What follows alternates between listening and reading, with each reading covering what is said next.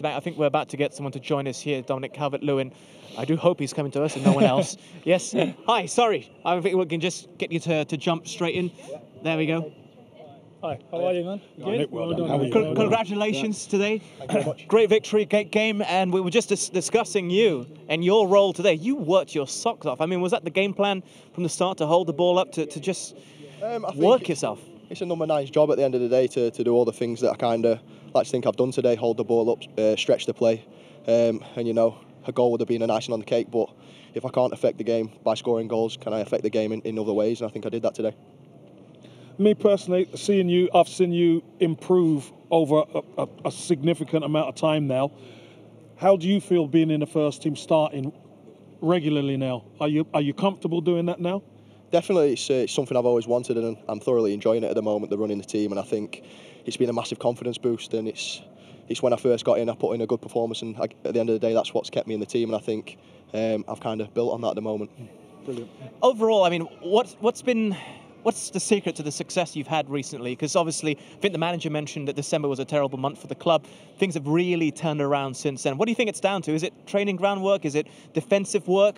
I think it's hard to pinpoint. I mean, we're still doing the same things in training as we were before, and we've stuck to it. But I've always maintained the belief that we have got bags of ability in the team. It's just a matter of kind of things falling into place, and I think at the moment they are. And you look at kind of our home form at the minute, and now we've got the fans. The fans seem to have brought us on even more. So it's all kind of small pieces falling into place. Do you think it's also a question of waiting to fully understand Marcus Silva's plans and his ideas and his ideology, that it's taken this long, that he needed the time to implement what he wanted to you? Maybe. You look at the time period it's taken for us to kind of put in these kind of performances, you could say so. But like I say, we've kind of still doing the same things on the training pitch as we were before, and we look at the team's not changed for the last 5 games, or give or take a few. So I think maybe it's that like consistency in the same team and just building on momentum. Do you have any advice for someone that's worn this jersey here for, what, 3, 4, 5 years? Yeah, what I would say to Dominic is you've got everything. You can stretch the pitch that way. You're very good holding it up. But you know, when you're late of get in that box, Dominic, there's times where you're kind of watching the play, get in that box, because that's where you're going to make your mark. Yeah. Do you think that was the case today? Because we were actually analysing you with our video footage, where you just seem to be holding on to the edge of the box without pushing in, although, of course, you did stop any breakaway plays.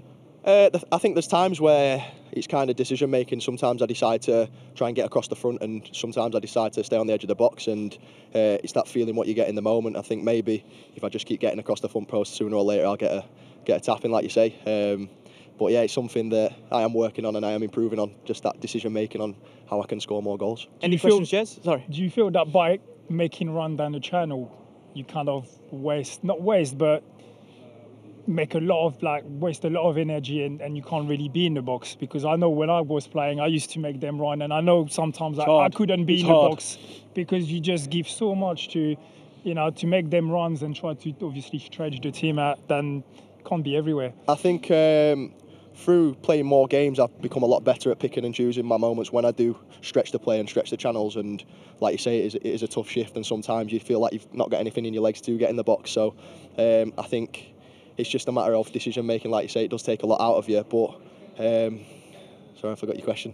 No, that was about getting in the box. You know, when you do the long bursters running in the channels, do you find sometimes it's difficult to get in the box? I think if you look at kind of the performances we have to put in, you know, if I don't do it, do we invite pressure? And I think I am sacrificing myself sometimes for the better of the team. And you know, we come away with 3 points, and I'm still here with man of the match, thankfully. So. Well, yeah. I thought you were awesome today. We all said you were the key to the way Everton played today. And listen, keep improving, keep it up. Thank Brilliant, you. Brilliant performance. One final question. Obviously, there's only a few games left for the season, but you must be so excited, given how things are gelling with the team now, looking ahead from when August starts again. Definitely. Momentum's massive, and it's nice to just be winning games and feeling the confidence. You know, there's been times in the season where we're 1-0 up and we're feeling shaky, like we're going to concede. But today, I never had any doubt that we were going to keep defending and hold out and keep the clean sheet. And I think that's the massive difference. Just there's a buzz around now, and we're all feeling confident. You probably don't want the season to end, do you? you probably want a holiday as well. No, you could say that, but I'm in good form at the moment and I'm enjoying my football. So okay, can't say congratulations once again, and for the Man of the Match award. Thank you. Brilliant, Dom. Well done. Thank you. Well done. Standout performance. I think he's going to have a few applause from the stragglers who are still here in the stadium. Great future ahead of him. I know we've been saying that for a little while, but it's really come to fruition recently. It is. He's put his game's coming together. Yeah. It's such a. It looks and speaks so well. He's a humble young man, and those are the type of players you want good things to happen to. Everton have been crying out for a striker, a number 9.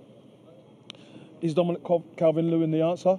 He could be moving forward, but I still think they need another striker in, experienced, who knows, because that will bring him on even more. I really think that will bring him on even more.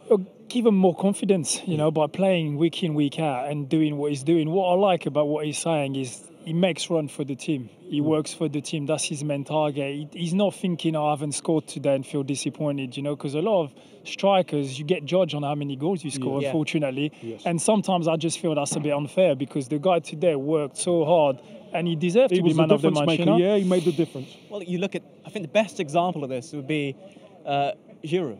He won the World Cup. Yeah, Didn't he's been in score. the team every single game pretty much, and when you see the first game he played, France didn't really perform. Yeah. He didn't start. Yeah.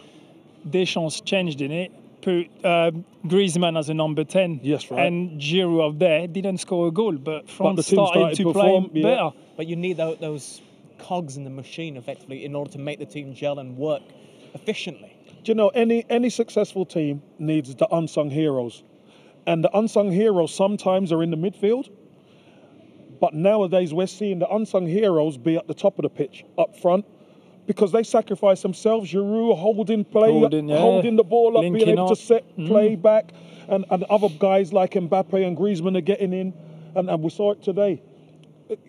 Very impressive young man, play against 2 experienced strong centre halves, and he gives them the runaround. He caused them all sorts of problems. So fair play to him. You know what? This is a good opportunity. Give a shout out. Who, during your Arsenal days, for example, were the best unsung heroes?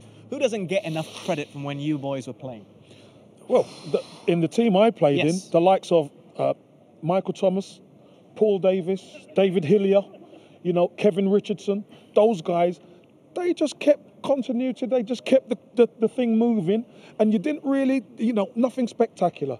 But when they weren't there, then you realise, wow, you realise there was a serious gap there. So those are the type of players, and these guys won titles. Some of them 2, some of them won FA Cups and etc. Michael Thomas, of course, has a exactly. He you know, won that famous game across the road there for Arsenal. But these were the guys that they were like the glue. They kept everything moving. It was really brilliant. You do need them.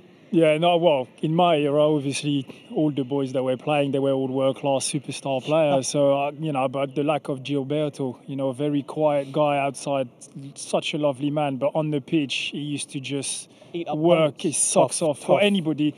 You know, he used to do your job, didn't complain, you know, he'll do, you know, don't worry, you stay up front, you do, you know, you go and score goals, I'll work for you, don't worry about it, you know, and them guys are just precious in the team, you know. Funny thing for Arsenal, since Gilberto hasn't been there, we keep saying with Mr. Vieira type, with Mr. Vieira and a Gilberto type, because that position, that holding midfielder so who important. can dictate, you know, sometimes doesn't get the plaudits, but it's so important for a team. It really is.